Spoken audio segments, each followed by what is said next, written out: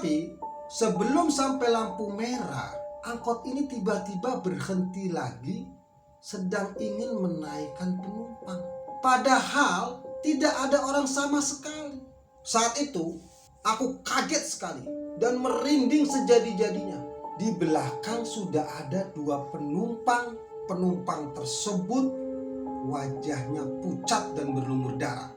Assalamualaikum warahmatullahi wabarakatuh. Jumpa lagi di channel Pengalaman Mistis, tentunya bersama saya Mas Kun. Mas Kun berharap pemirsa tetap sehat-sehat saja, dapat melakukan aktivitas seperti biasa, dan berharap juga dapat membawa hasil yang jauh lebih baik dari hari-hari sebelumnya. Dalam video kali ini, Mas Kun akan membagikan sebuah cerita horor dengan judul Angkot Jatinangor. Pemirsa, perjalanan di malam hari terkadang memang membuahkan kisah-kisah seram. Ini juga terjadi pada salah satu sahabat kita yang bernama Rizky pada saat dia melakukan perjalanan dengan menggunakan angkot dari kampusnya kembali ke tempat kosnya. Namaku Rizky, aku mahasiswa angkatan 2005 di salah satu kampus di Jatinangor. Dan kejadian seram yang aku alami ini terjadi pada tahun 2006. Seperti mahasiswa yang berasal dari luar daerah, dari tempat kampus itu berada, aku yang berasal dari Sukabumi juga harus kos. Tempat kosku tidak begitu jauh dari kampus, sehingga bisa masih dijangkau dengan berjalan kaki. Tetapi pada saat aku ingin pergi ke tempat tujuan yang agak jauh, kami kadang-kali menggunakan jasa angkutan umum. Salah satunya adalah dengan menggunakan angkot. 15 tahun yang lalu, Jatinangor masih relatif sepi, tidak ramai seperti sekarang ini. Jumlah angkot belum terlalu banyak, penumpangnya masih sedikit, dan jarang sekali aku melihat angkot yang penuh dengan para penumpang. Jadi begini, pada awal semester aku kuliah, beredar cerita seram yang terjadi di sekitar kampus Jatinangor. Dan yang beredar pada saat itu cerita seram tentang adanya angkot setan. Cerita ini berawal katanya pada saat itu ada seorang mahasiswi yang pingsan di pinggir jalan di malam hari. Setelah diusut punya usut, saat itu mahasiswi ini melakukan perjalanan dari Cilenyi menuju Jatinangor. Ternyata angkot yang ditumpanginya pada malam itu berisi hantu. Saat itu juga mahasiswa ini merasakan ketakutan yang setengah mati. Dia menjerit, lalu dia turun dari angkot dan jatuh pingsan di pinggir jalan. Aku sih ya percaya tidak percaya dengan cerita seram itu. Sampai akhirnya sikap skeptisku ini berakhir ketika aku mengalami sendiri kejadian seram di saat aku menggunakan angkot. Dan peristiwa seram itu detailnya sampai hari ini masih aku ingat dengan jelas. Saat itu di awal tahun 2006, aku mudik pulang ke kampung di Sukabumi. Cukup lama aku berada di rumah hingga akhirnya aku harus kembali ke kampus. Seperti mahasiswa lain, pada awal-awal kuliah memang merindukan sekali suasana di rumah. Pada saat di rumah rasanya betah sekali, dan sebaliknya berat sekali pada saat harus kembali ke kampus. Walaupun dengan berat hati, aku pun berangkat ke Jatinangor. Apalagi saat itu ku ingat bahwa hari Jumat ada jadwal kuliah, dan aku memutuskan berangkat dari Sukabumi pada hari Kamis sore. Singkat cerita, jam 3 sore aku sudah berada di terminal. Biasanya aku naik bis jurusan Sumedang. Tetapi entah kenapa saat itu suasana sepi sekali. Tidak ada bis jurusan Sumedang. Sampai jam 5 sore bis yang kutunggu-tunggu itu belum juga datang. Daripada nanti sampainya tengah malam, lebih baik aku naik bis Garut aja, pikirku dalam hati pada saat itu. Ya sudah, akhirnya karena sudah jam 5 sore lebih, aku memutuskan naik bis jurusan Garut. Nantinya aku turun di ujung tol Cilenyi. Dari situ aku naik ojek menuju tempat kosku. Ya kalau masih ada ya aku naik angkot. Kamis itu cuaca Sukabumi gerimis seharian. Aku pikir hanya di Sukabumi saja. Ternyata di sepanjang perjalanan juga turun hujan walaupun tidak begitu deras. Bis jurusan Garut yang kutumpangi ini saat itu tidak terlalu penuh, mungkin karena bukan akhir pekan. Waktu perjalanan akan memakan waktu 4-5 jam. Perkiraanku sebelum jam 11 malam sudah bisa sampai tempat tujuan. Ternyata perkiraanku ini meleset. Saat itu sudah jam 10:30, aku masih di Ciranjang. Jangankan Jatinangor, Bandung pun masih jauh.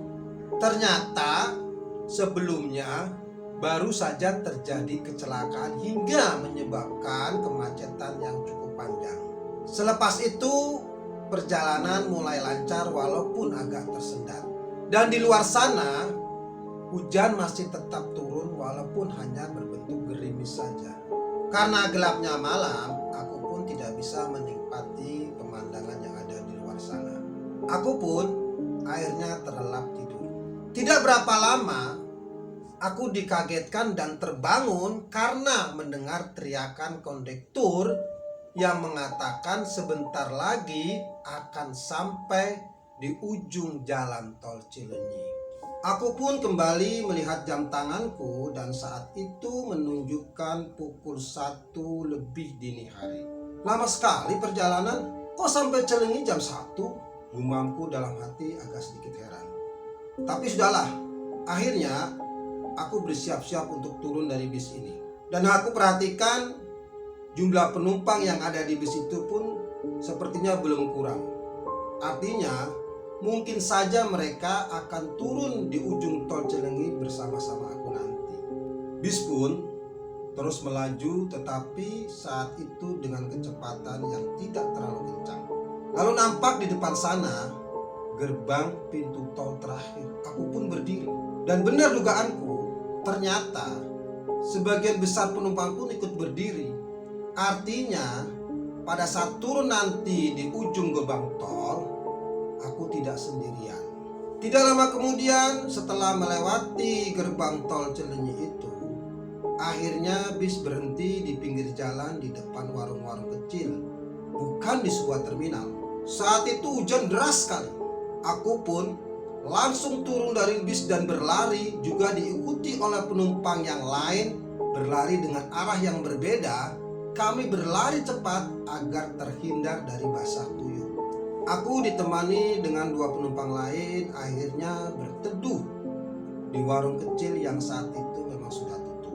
Bis yang kami tumpangi juga sudah melaju kembali melanjutkan perjalanan meninggalkan kami pada saat itu. Tak lama kemudian datanglah 2 pengendara ojek yang menghampiri kami yang saat itu sedang berteduh di warung kecil. Aku masih berharap akan adanya angkot, apalagi saat itu hujan semakin deras. Hingga akhirnya kedua orang itu naik ojek yang saat itu menghampiri kami dan meninggalkan aku sendirian di warung kecil tersebut.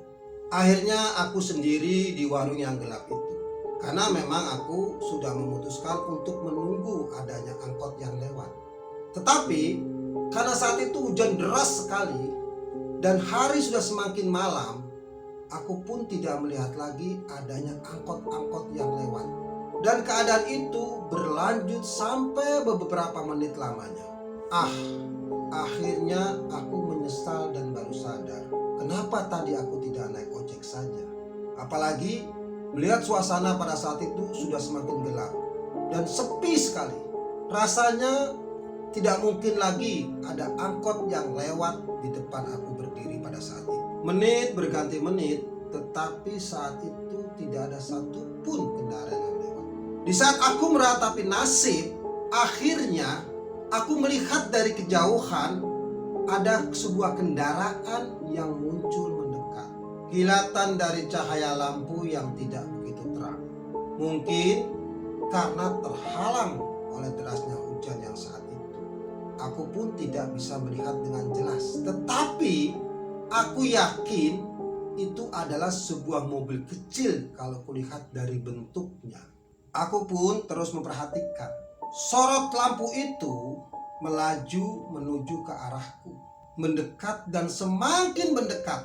Karena hujan deras, aku pun tidak begitu jelas bisa melihat apakah itu lampu yang berasal dari sebuah angkot. Semoga ini angkot, harapanku pada saat itu. Ternyata benar, itu adalah sebuah angkot. Ketika semakin mendekat dan akhirnya angkot itu berhenti di hadapanku. Jurusan Unpad, Pak, tanyaku kepada sopir angkot tersebut. Pak sopir hanya mengangguk. Aku pun langsung masuk ke dalam angkot tersebut dan duduk di belakang, di dekat pintu. Tidak lama kemudian, angkot pun kembali melaju meneruskan perjalanannya. Hujan deras dan di dalam gelapnya malam, kami menyusuri jalan-jalan yang sepi dan saat itu tidak ada satupun kendaraan yang melintas. Mungkin karena saat itu juga sudah larut malam dan lagi hujan sangat deras, pikirku dalam hati. Tetapi kalau tidak ada satupun kendaraan lain yang melintas berpapasan dengan kendaraan yang kami tumpangi di jalan raya, sepertinya agak aneh.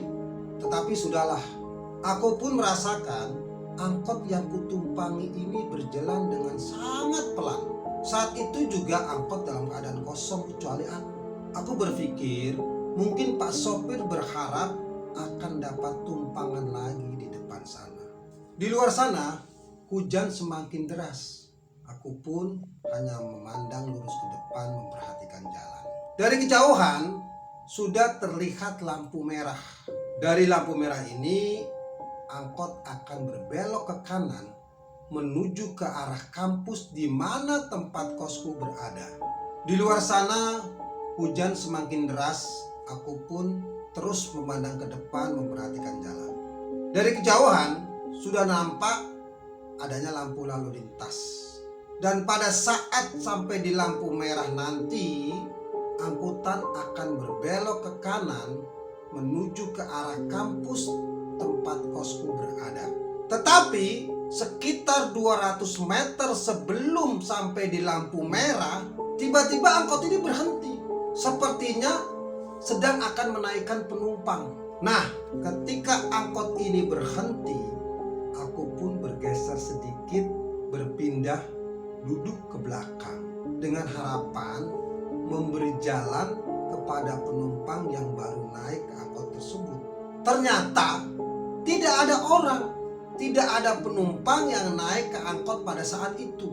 Nggak ada yang naik, Pak.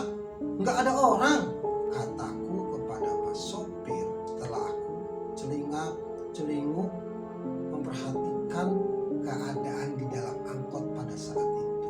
Lalu Pak sopir menjawab pendek, "Ayah," begitu katanya, sambil pandangannya lurus ke depan tanpa menoleh ke arahku. Mana penumpangnya? Nggak ada orang juga, sumutku dalam hati pada saat itu. Angkot pun kembali berjalan dengan laju yang sangat pelan. Aku yang saat itu masih kebingungan hanya menatap ke depan memperhatikan jalan yang ada di depan. Tetapi sebelum sampai lampu merah, angkot ini tiba-tiba berhenti lagi dan sepertinya sedang ingin menaikkan penumpang. Padahal tidak ada orang sama sekali. Saat itu sepi. Tak lama kemudian angkot pun kembali berjalan. Tetapi bedanya kali ini lebih cepat, tidak pelan seperti sebelumnya. Karena saat itu angkot berjalan dengan cukup cepat, akhirnya aku bergeser duduk ke belakang.